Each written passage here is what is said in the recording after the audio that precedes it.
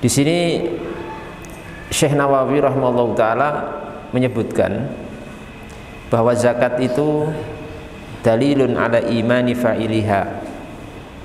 Zakat menika sebagai bukti akan keimanan orang yang menunaikannya. Terus menawi kula panjenengan hartanipun termasuk yang terkena zakat dengan dua syarat. Syarat pertama, hartanya masuk nisab. Nisabipun jumlah minimal setara dengan 85 gram emas murni. Misalkan kita asumsikan 1 gramnya niku 1 juta rupiah, berarti sekitar 85 juta rupiah. Terus menawi kula panjenengan memiliki harta 85 juta rupiah, berarti harta kula panjenengan niku termasuk yang terkena zakat. Lajeng syarat kedua, jumlah menika tidak boleh kurang dari 85 juta selama 1 tahun. Terus misalkan di awal tahun harta panjenengan misalkan 100 juta, menika sampai akhir tahun tidak pernah turun dari 85 juta. Kalau dua syarat ini terpenuhi, maka wajib dikeluarkan zakatnya 2,5% kali seluruh harta yang kita miliki. Jadi misalkan saya memiliki uang 100 juta, selama setahun tidak pernah turun dari 85 juta, maka niku zakatnya 2,5% kali 100 juta. Pinten 2,5% dari 100 juta pinten?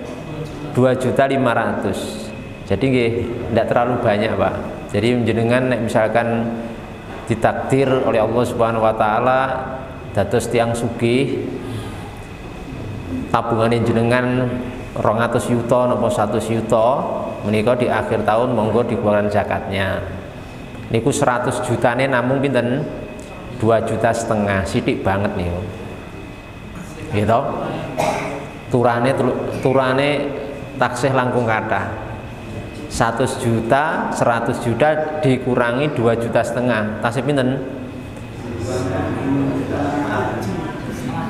97.500.000. Terus saya kata, Pak, ampun khawatir ditenjenengan entek gitu. Terus panjenengan misalkan gadah tabungan 100 juta niku di akhir tahun namung zakatipun 2,5 juta. Sisanipun masih 97.500.000 rupiah. Nah, mungkin disalurkan ke 8 golongan yang disebutkan oleh Allah Subhanahu wa taala wonten surah At-Taubah ayat 60 niku. Tapi niku hukumnya wajib, dan niku termasuk disebutkan Syekh Nawawi dalilun ala imani fa'iliha. Niku bukti ya, bukti kita sebagai orang beriman niku salah satu bukti ini pun membayar zakat. Terus memang Islam niku satu agama yang sangat memperdulikan, sangat memperhatikan sosial. Jadi kalaupun kita diberikan rezeki oleh Allah Subhanahu wa taala lebih niku, kita dijadikan oleh Allah Subhanahu wa taala sebagai makhluk, sebagai hamba yang sangat sosial, memikirkan orang lain, memikirkan orang-orang yang kurang beruntung seperti kita. Mungkin ada fakir miskin gitu, ada anak yatim, ada orang-orang yang janda-janda yang mungkin kesusahan, ada orang-orang yang mungkin seperti Ibnu Sabil, orang-orang yang terlilit hutang, orang-orang yang mungkin sakit membutuhkan biaya dan lain sebagainya. Jadi Islam niku menumbuhkan jiwa sosial, Pak. Tidak kemudian menumbuhkan jiwa egois. Maksudnya, saya kaya, saya banyak harta, ya sudah pokoknya untuk saya sendiri, mboten. tapi sangat mempedulikan orang lain. Makanya ukhuwah Islamiyah dalam Islam itu luar biasa ya. Jaringan kekuatan ukhuwah Islamiyah itu luar biasa. Salah satu bentukipun inggih menika diwujudkan dalam bentuk zakat. Dados monggo Bapak Ibu sekalian ingkang masuk syarat harta kena zakat, mangke di akhir tahun monggo dikeluarkan zakatnya sesuai jumlah harta zakat panjenengan. Masing-masing kan mungkin berbeda nggih. Berbeda. Dan yang dizakati menika hanya harta diam. Adapun harta yang bergerak, yang napa? Yang dibuat usaha kalih harta yang dipakai menika enggak ada zakatnya. Jadi misalnya kados rumah panjenengan itu enggak ada zakat. Rumah, mobil, sepeda motor, napa misalkan truk, punya truk karena usaha penggilingan padi dan sebagainya itu mboten kena zakat. Karena itu harta yang bergerak, harta yang berproses terus, harta yang digunakan untuk diputar dan menghasilkan uang. Niku tidak ada zakatnya. Yang kena zakat niku misalnya tabungan panjenengan, tabungan yang BCA misalkan 100 juta dan niku kena zakat. Nek enten 100 juta dan BCA, jenengan misalipun bojone tukoke mas-masan 3 kilo. Nggih umpamane kok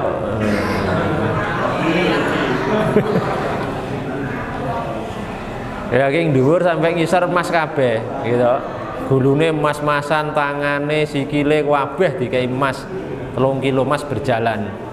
Lah nek misale niku enten 85 gram emas nggih terkena zakat. Ampun lali zakate. Ampun mengke nek wayah napa? Nek wayah jagong dienggo kabeh. Tapi wayah bayar zakat didelikke. Ampun nggih. Niku penting nggih. Di sini Allah Subhanahu wa taala nggih mengaitkan kewajiban zakat menika dengan ibadah lain, Pak, dengan sholat. Seperti dalam Al-Qur'an Allah mengatakan, berfirman, aqimus sholata wa atuz zakah. Maka hendaklah kalian menegakkan sholat dan mengeluarkan zakat. Terus antaranipun sholat sama zakat niku hubunganipun sangat kuat. Sangat kuat, mboten bisa dipisahkan nggih antara napa? Sholat kali zakat. Seorang yang sudah sholat dan hartanya masuk zakat niku harus dikeluarkan zakatnya, karena antara sholat dengan zakat niku satu kesatuan yang tidak bisa dipisahkan. Satu kesatuan yang tidak bisa dipisahkan. Sampai-sampai dalam beberapa riwayat niku nanti disebutkan bahwa sholat seorang hamba niku tidak akan diterima oleh Allah Subhanahu wa taala sampai dia mengeluarkan zakat. Kalau termasuk orang yang kena zakat. Alhamdulillah kula panjenengan mboten terkena napa? Zakat. Nggih, alhamdulillah. Terus nek hartane panjenengan ndak ada sampai nisab nggih, panjenengan enggak terkena zakat.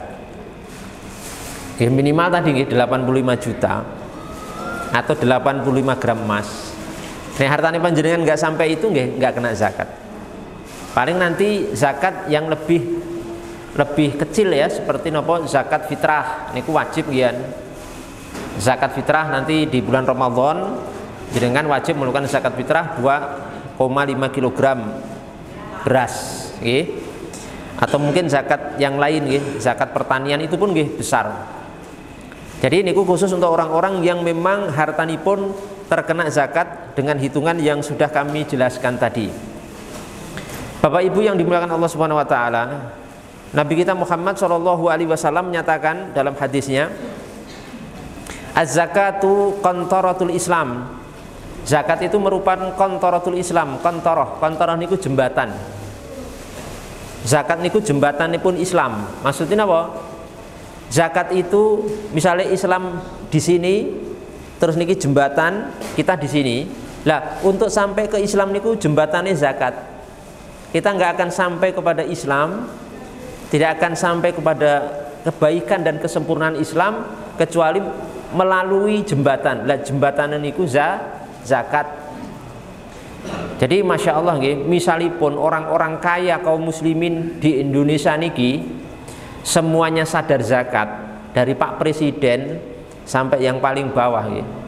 Para menteri, para anggota DPR, para pengusaha, para artis, para tokoh publik, para pengusaha dan lain sebagainya menika, sampai bupati, gubernur, camat, sing kaya-kaya menika, niku semuanya sadar zakat.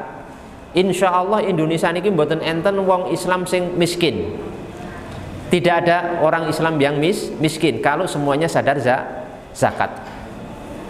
Per tahun dikeluarkan semua, dikumpulkan, masya Allah niku sudah jumlahnya amat sangat banyak, sehingga tidak ada istilahnya orang Islam tidak bisa makan, tidak ada istilahnya nopo yatim piatu kebingungan mau sekolah, mau makan, mau nopo memakai pakaian, mboten enten. Tidak ada istilahnya janda-janda ngantek terlantar. Sebab nopo umat Islam di Indonesia sadar zakat dan mau dengan sukarela mengeluarkan zakat. Kados di zaman sahabat Utsman bin Affan ya. Sahabat Utsman, Khalifah Utsman bin Affan itu di zaman menika, di zaman Khalifah Utsman bin Affan itu sampai penyaluran zakat menika bingung, Pak. Sebab napa seluruh umat muslim di zaman itu, di tempat itu, di negeri itu sampai semuanya itu sudah terkatrol oleh zakat sebelumnya. Jadi sampai bingung mencari orang miskin, sampai bingung mencari orang-orang yang berhak mendapatkan apa? Zakat. Karena semuanya sudah terkatrol dengan apa? Zakat. Masya Allah. Oke, mugi-mugi kula panjenengan sedaya monggo berdoa kepada Allah Subhanahu wa taala. Mugi-mugi negeri Indonesia menika menjadi sebuah negara yang nanti akan makmur, baldatun napa thayyibatun wa rabbun ghafur, seperti zaman Khalifah Utsman bin Affan radhiyallahu taala anhu. Iki luar biasa. Sing penting napa dimulai sadar zakat dari masing-masing kaum muslimin, terutama mereka-mereka yang kaya.